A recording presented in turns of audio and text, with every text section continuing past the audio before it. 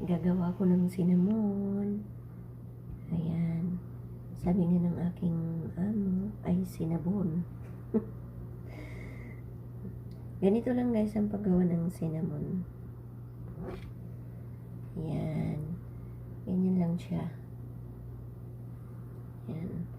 Hindi natin lalakihan kasi hindi masyadong malalaki. Kasi tutubo pa to guys. Yan siya, yan siya. Sinulid yung pang pang putol. Kasi para hindi siya para pantay.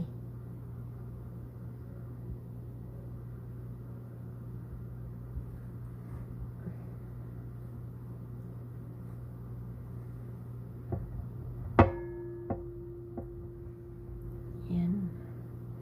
Kailangan pantay siya guys.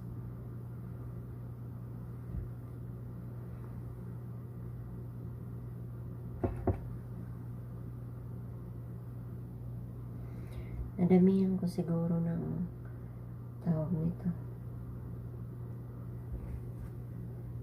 Ng butter.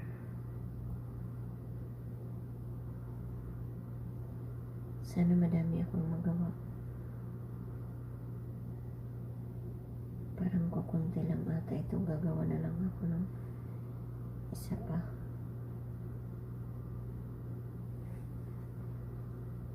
Yan. Yan siya guys.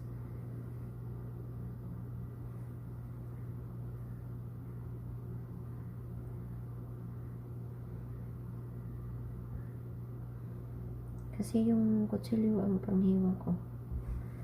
Masisira siya. O, diba?